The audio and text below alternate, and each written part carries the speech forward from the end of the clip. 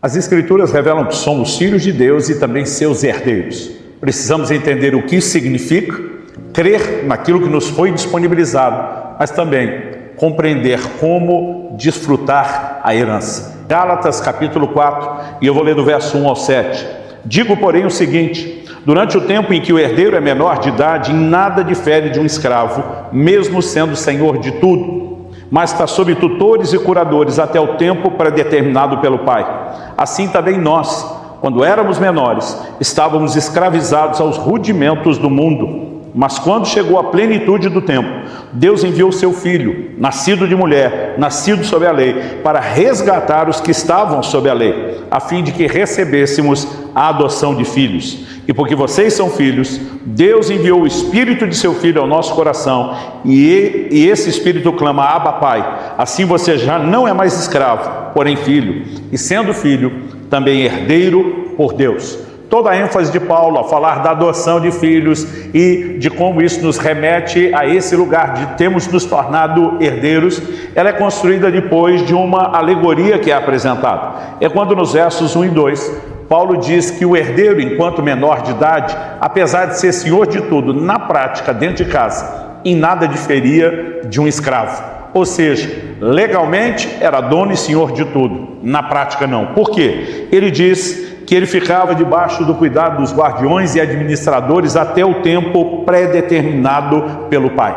Isso no Império Romano, em regiões diferentes, envolviam idades diferentes, mas muitas vezes a idade estabelecida pelo Pai ia de 16 até 26 anos. E até que chegasse àquela idade, apesar de legalmente ser dono de tudo, ele não podia usufruir. Qual era a razão pela qual um pai fazia isso? Para que o filho não desperdiçasse a herança por imaturidade.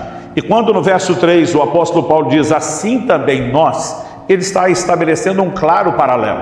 Nós também somos filhos, temos uma herança extraordinária, mas não poderemos acessar a herança plena, completa, sem que haja em nós esse elemento importantíssimo chamado maturidade. Sabemos que é importante crer para que nos tornemos filhos de Deus, é importante crer que há uma herança disponível, mas também é importante reconhecer que você não acessa a herança completa apenas com fé. A fé sempre estará presente, ela é a base de tudo, mas muitas vezes a Bíblia nos mostra a necessidade de fé e algo mais. Por exemplo, em Hebreus 6,12, a Bíblia diz que nós temos que nos tornar imitadores daqueles que pela fé e perseverança herdam as promessas. A fé sempre está lá, mas a perseverança também é necessária para se herdar as promessas. Em 2 de Pedro, no capítulo 1, no verso 5, ele diz: acrescentai a vossa fé. A fé já está lá, mas ele está falando da necessidade de acréscimos. E ele vai falar de outras qualidades e virtudes. Acrescentai a vossa fé, o conhecimento, o domínio próprio. E ele diz: se em vós houverem e abundarem essas coisas, vos será amplamente concedida a entrada no reino eterno de nosso Senhor e Salvador Jesus Cristo. Então é fé e algo mais. Aqui o apóstolo Paulo, usado pelo Espírito Santo, ele nos apresenta a necessidade de, juntamente com fé, temos o elemento maturidade. Quando olhamos, por exemplo, para a parábola do filho pródigo, nós vemos que o filho, por ter acesso à herança antes de ter passado por processos de amadurecimento, ele põe tudo a perder, ele dissipa tudo. Isso é um fato constatado ao longo da história, não importa o lugar, a região do mundo, as épocas, esse quadro sempre se repetiu. Certa ocasião alguém mencionou para mim: olha, pastor, existe uma estatística que diz que ganhadores de prêmios milionários vão desperdiçar tudo em no máximo 2 anos, a maioria em menos de 1 ano. Essa pessoa olha para mim e diz: essa é a maior prova de que esse dinheiro é amaldiçoado. Falei: olha, eu não quero discutir a parte espiritual do dinheiro ganho num prêmio como esse, embora eu não esteja aqui nem defendendo nem fazendo apologia. Falei: mas tem também um aspecto natural, que é a mesma razão pela qual outras estatísticas mostram que filhos que são herdeiros de empresas que cresceram, prosperaram, às vezes até mesmo impérios bilionários, eles na próxima geração acabam colocando a perder tudo o que seus pais construíram. O motivo você vai ter em comum em todas essas questões, e nessa que estamos analisando, é que quando alguém é colocado na gestão de algo para o qual ele não tem maturidade, a probabilidade de que ponha tudo a perder é enorme. E quando a Bíblia diz que Deus não age diferente comigo e com você, eu e você precisamos reconhecer a necessidade, né, de, como diz Efésios 4:13, na NVI, até que todos cheguemos à maturidade, à perfeita maturidade. Precisamos crescer a ponto de alcançar a maturidade. E sem maturidade, Deus não nos permitirá acessar a herança completa. Há inúmeros textos ao longo das Escrituras que vão nos mostrando isso. Então, por exemplo, em 1ª carta de Paulo a Timóteo, no capítulo 3, ele está falando daquele que almeja o episcopado, que deseja ser bispo. Ele diz, olha, excelente coisa almeja, mas não basta apenas ter a vocação. Ele vai apresentar a necessidade de qualificações, depois ele vai falar sobre a importância de ser aprovado, para somente em último lugar ser estabelecido. Entre aquelas qualificações de 1 Timóteo 3, uma delas que aparece no verso 6 é, não seja neófito, novo na fé. Por quê? O novo na fé não tem uma experiência genuína com Deus? É lógico que tem. Quando você olha a experiência de Paulo na conversão, ela é impactante, é profunda, é poderosa, mas ainda não teve tempo para amadurecer. 1 de Pedro, capítulo 2, verso 2 diz, desejem, como crianças recém-nascidas, o puro leite espiritual, a fim de que vocês cresçam para a salvação. Quando eu e você nos convertemos, apesar de, na idade cronológica, muitos de nós já sermos adultos, a Bíblia nos compara a um bebê recém-nascido. Espiritualmente, ainda há necessidade de crescimento, de desenvolvimento, de amadurecimento, e nós vamos precisar do leite da palavra, né? Depois a Bíblia fala numa outra linguagem sobre aqueles que saem do leite, que é só para as crianças, e entram numa outra dieta que é o alimento sólido para os adultos, mas nós também precisaremos de tempo. Ninguém amadurece sem tempo. Nos processos de Deus, o tempo é essencial, é fundamental. Há um certo momento onde o livro de Atos menciona um discípulo com a seguinte característica adjetivo, discípulo antigo. A ideia não era apenas chamá-lo de alguém idoso, mas mostrar que estava na caminhada há muito tempo. Ou seja, esse tem experiência, esse tem história, esse tem bagagem acumulada. Então, Jesus diz em Marcos, no capítulo 4, dos versos 26 a 29, o reino de Deus é semelhante a um homem que plantou uma semente e ela germina sem ele saber como. Jesus fala do processo de germinação e diz, primeiro vem a erva.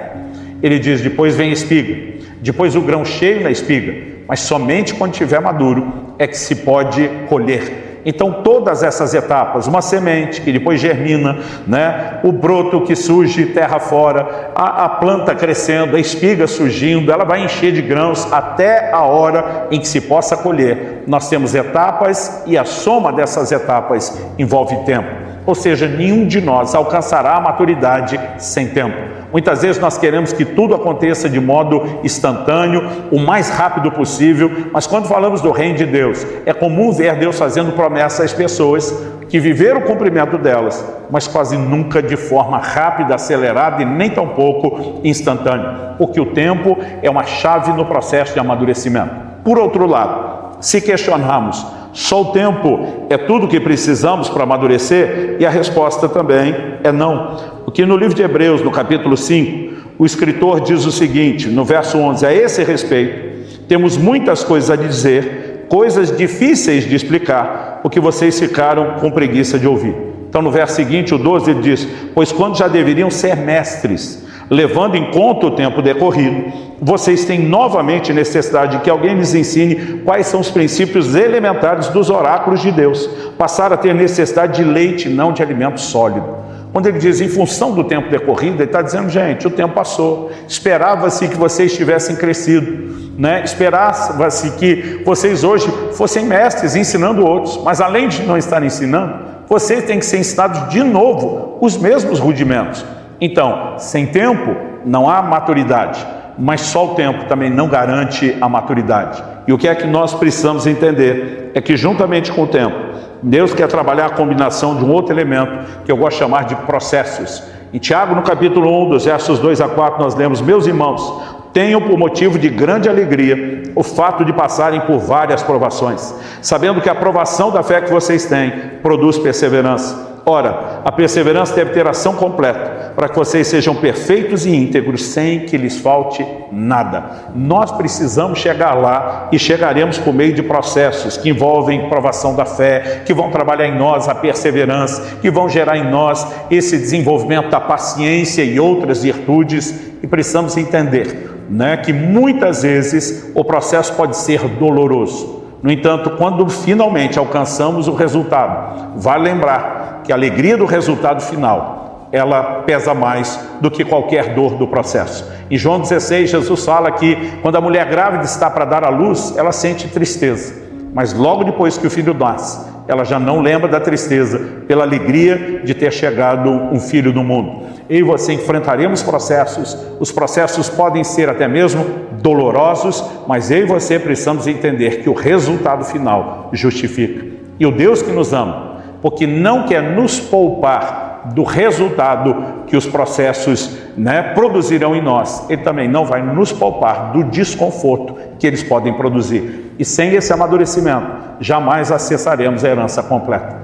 Como diz aquela advertência comum em medicamentos, mantenha fora do alcance de crianças. A mesma verdade vale para a herança completa. Deus não pode entregá-la na mão de crianças. E se eu e você não nos submetemos aos processos e crescemos, jamais acessaremos a herança completa. Então, que possamos entender não só o que é herança, quão gloriosa ela é, mas como se desfruta por meio de processos de amadurecimento. E que em vez de lutar contra, possamos cooperar com Deus em plena confiança de que Ele sempre extrairá de tudo o que passamos o melhor para cada um de nós.